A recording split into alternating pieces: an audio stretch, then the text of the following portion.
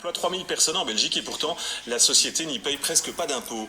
Tout cela grâce à un montage financier baptisé Ruling. Face à ces scandales à répétition, le juge Claise, spécialisé dans la lutte contre la criminalité financière, dénonce la passivité des autorités. Frédéric Delfosse, Steve Daman. Le site de Nike, aux Pays-Bas, le centre névralgique de la société américaine en Europe. Actionnaire majoritaire d'une autre société en Belgique cette fois, 3000 emplois, pour envoyer partout, au Moyen-Orient, en Afrique, mais aussi chez nous, des produits de la marque de sport. Et grâce à un accord avec le fisc, à peine quelques dizaines de milliers d'euros d'impôts versés. Un exemple, parmi tant d'autres, depuis 10 ans, qui n'étonne plus les spécialistes de la justice. Bon, il y en a tout le temps, les Nike. Bon, là, attendez, les Nike, les Nike, c'est un petit exemple qui a été cité aujourd'hui dans la presse, mais vous savez, est-ce que c'est illégal? La réponse est non. Plus de 90% des affaires sont classées parce qu'on n'a pas le temps de les lire, on n'a pas le temps d'ouvrir les dossiers.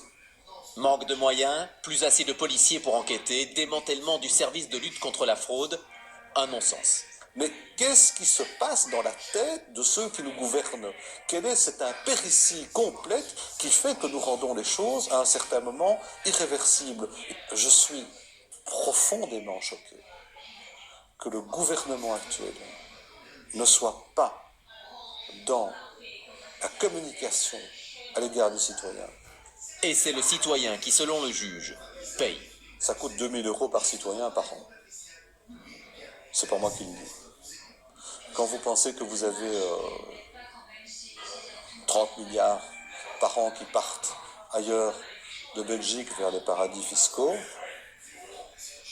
et qu'on cherche 4 milliards à 5 milliards de budget pour boucler les choses, bah oui, ça représente pour les citoyens quelque chose de terrible, mais ils ne s'en rendent pas compte. Et le juge de rappeler la connexion établie entre la criminalité financière et le financement du terrorisme pour dénoncer la gravité de la situation.